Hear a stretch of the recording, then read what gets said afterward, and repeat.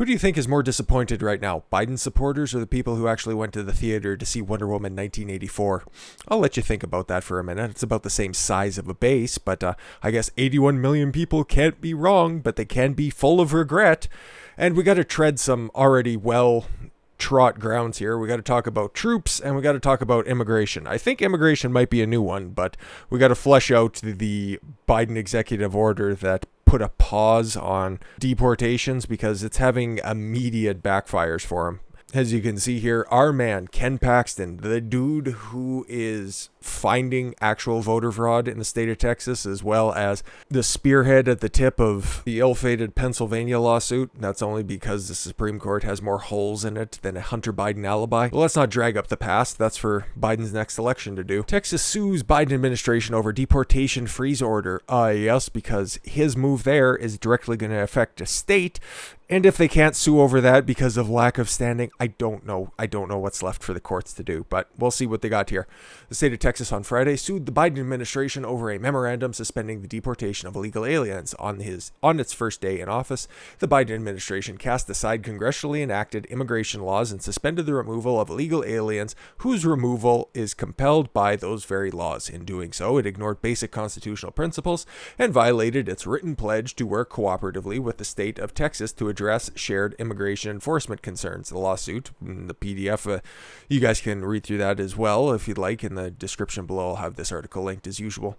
Filed in the Federal District Court of Texas, states this unlawful reversal will cause Texas immediate and irreparable harm if it is not enjoined. I'd imagine that this, well, okay, it's in Texas state courts. They might hear it, but they'd also have to fuck with the president, so I could see this one getting tossed out because mootness, or latches. He already signed the order. You can't come back. It's too late. You can't sue for it yet.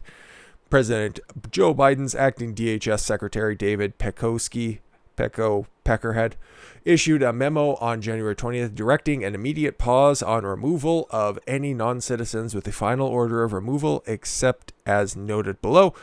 For 100 days, the exception is the order included illegal aliens who have either engaged in or are suspected of terrorism or espionage. Yeah, okay. But if you're illegal, you can't commit domestic terrorism, and that's all that Biden really cares about at this point. He doesn't care that ISIS is being start back up again. Yes, that they had their first suicide bombing that was claimed by ISIS for the first time in 3 years. Now, there's two ways that you can look at this. This is a sidebar before we move on to the next story. Okay, ISIS makes a reemergence after al-Baghdadi gets body bagged because they feel more emboldened because Joe Biden's in charge and he's of no threat to actually go in there and take care of Islamic extremism like Barack Obama before him? Or is it because Donald Trump was pulling all of the troops out of the area and that ISIS built back up their base and all of their operations?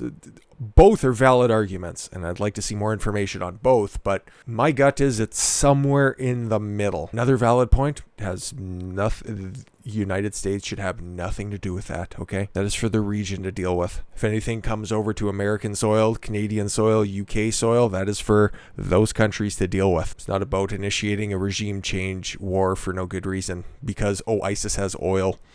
Don't tell Biden that. He might send in some more troops. Anyways, back to the lawsuit that claims the order violates the agreement between the DHS and the Texas because the agency failed to notify the state of the changes and did not consider the harms Texas may suffer as a result. How couldn't you? Fucking stupid. You knew that there was a caravan of Venezuelans, Guatemalans, Mexicans all arriving up at the border just waiting for that amnesty call. So Texas, New Mexico, Arizona, anybody who's right on the border, they would have been expecting harms for this executive order directly. So I don't know what the defense could possibly be. Oh, he's the president. You can't defy him because we are Democrats, so suck it. But I'll be interested to see where this suit goes. We'll be following it. But, okay, there was a pause, apparently, by the Biden administration. That was supposed to be a 100-day pause. But, yeah. ICE agents ordered to free all illegal aliens in custody, release them all. Immigration and Custom Enforcement agents tasked with enforcing federal immigration law are being instructed to free all detainees in their custody as President Joe Biden's administration halts deportations. So not only are they going to stop illegal aliens from being deported. They're just going to release them out into public. It's not like nothing bad has ever happened because of that happening. No, there wasn't a rape and a murder, especially in San Francisco. It's not like that's how MS-13 raised their numbers right through the roof. Jesus Christ, it's only been 3 days, for Christ's sakes. An internal January 21st ICE memo, independently reviewed by Breitbart News and first reported by Fox News' Tucker Carlson, orders agents to stop all removals, including land and air deportations. In addition, the memo tells agents that all cases of detainees in ICE custody are now to be considered no significant likelihood of removal in the foreseeable future, suggesting all detainees will need to be released.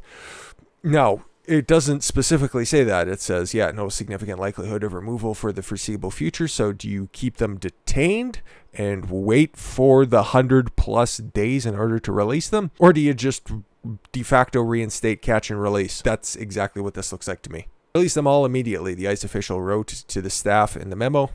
Typically, if detainees do not have sponsors in the United States, agents can hold them and their individuals in custody.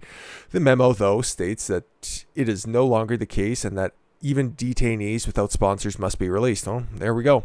It is unclear if ICE is currently carrying out mass release of all 14,195 detainees in the custody, 71.45% of whom are convicted criminals and have pending charges. Of course they are. These detainees are currently held in approximately 138 facilities across the United States. In terrible cages, but who built the cages, Joe? Who built the cages? So, I think that this is reprehensible. Send them back to where they fucking came from, okay? There's a wall there that is stopping being built and took forever to be fucking built. And in less than 3 days, these border states that apparently voted for Joe Biden, New Mexico and Arizona, even though they might have had a couple of lawsuits there, and one state is currently undergoing a forensic audit, which I'm sure we're going to get very fair results out of, are already having buyer's remorse when it comes to old Bazooka Joe. No, I think that this immediately makes Texas and the surrounding states much less secure, much less safe. Obviously, look at that. 14,000 convicted criminals or criminals that have pending charges released out into the public, okay? Not sent back, just, no, go about your business. Yeah, just come back when your court date's up. It's fucking horseshit. But you don't have to take my word for it. Biden made America less safe with a single pen stroke, says former CPB head. Yes, this is somebody who has considerable knowledge and first-hand information, so we can actually use somewhat of an opinion piece here, and it also helps strengthen my opinions on this. So you don't have to take my word for it. Former U.S. Custom and Border Protection Commissioner Mark Morgan said President Joe Biden made America less safe within hours of being sworn in on January 20th. He said in new president's executive orders ending the Trump administration's migrant protection protocol and stopping construction of border wall system places Americans' lives in danger. The words are hard.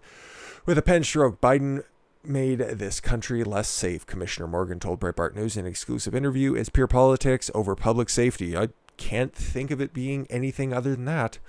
Morgan said he was amazed at how quickly he transitioned on these issues without taking the time to talk to the experts in Border Patrol and CPB about the direct impact of the executive orders that ended border wall system construction and the highly successful Remain in Mexico program.